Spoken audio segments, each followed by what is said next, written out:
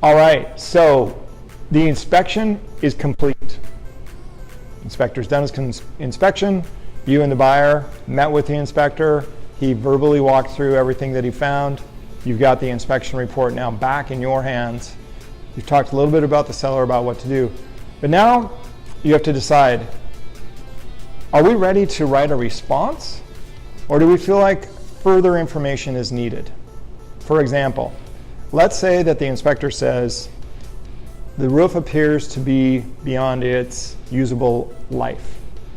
Noticed a lot of cracking, broken shingles, recommend bringing a roofing contractor in to do further inspection.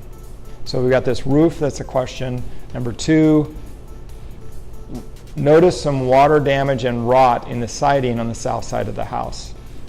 Inspector recommends bringing in a siding contractor for further evaluation and inspection, okay? Other than that, everything else is pretty much cut and dried. It's good inspection, the rest of the house is in good shape.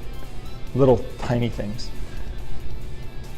You're gonna talk to your buyer and you're gonna say, guys, how do you wanna move forward? Would you like to get a siding contractor and a roofing contractor here on site to do a further evaluation, or are you ready just to write a response? Now, I like to empower my buyers to make that decision on what they want to do. So many times I'll give them an option, I'll throw it out, and I'll just wait to see what they say. Some of them are pretty confident and they're experienced and they're okay moving forward. But most of the time, especially with the consumer, they're going to look back at me and say, what do you recommend? What do you think we should do?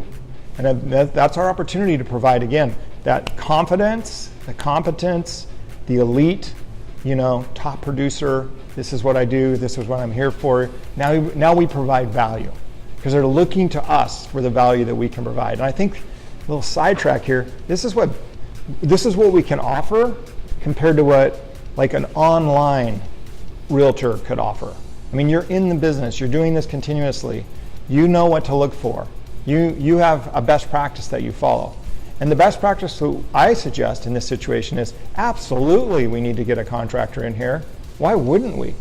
What good reason would there be not to get another opinion on what it's going to take? Let's have the contractor come in, do an inspection, and also prepare an estimate for repair. So then the roofer comes in, again, you're going to coordinate that. Got to coordinate with the seller, the listing agent, and the roofer now, and yourself. When are you going to be there? Maybe the buyer wants to be there too, to do the roofing inspection and write up the estimate. Same thing with the siding guy. We got to coordinate all that. Now, I like to involve the buyer in that process. Hey, Mr. Buyer, can you call, what roofing company would you like to use? It goes back to that again. Well, I don't know, who do you recommend? Oh, I've got 3 great roofers that I recommend. What siding contractor do you want to use? I don't know, the buyer says. Great, I've got 3 great siding contractors. Which one would you like to choose from? Okay. So you see how there are so many opportunities to provide value to a client. And the siding contractor arrives or the roofing contractor arrives. We lay out the situation. Here's what it is. We got a buyer thinking about buying this house. Can you take a look at it? Give us your opinion of what the problem is, how to cure and remedy the problem, and what it would take to repair it. What's your availability? What would the price be? Then you've got these inspection reports from these experts. You've got bids to repair. And then you can craft an awesome inspection response. Now, here's the other thing to think about.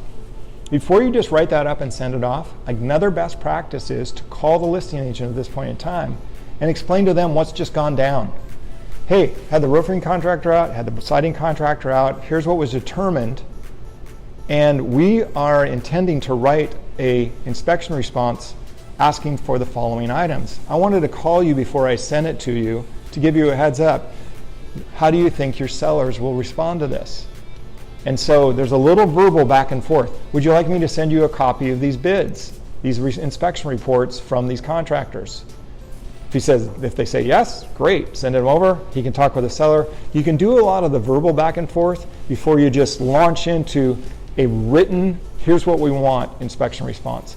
Rather than creating an emotional situation, I like to build some flexibility in the beginning, a little bit of collaboration, so that when I write up the inspection response, I've got a pretty good idea that that seller is going to be on board with it. Now, if the seller comes back and verbally says, hey, no, we're not going to fix anything, Then I may go back to my buyer and say, what do you guys want to do?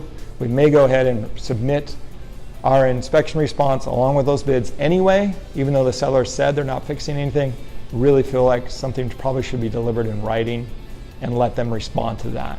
Okay, so long video this time, but good content to really help you win the day, win the deal, and provide incredible value for your client.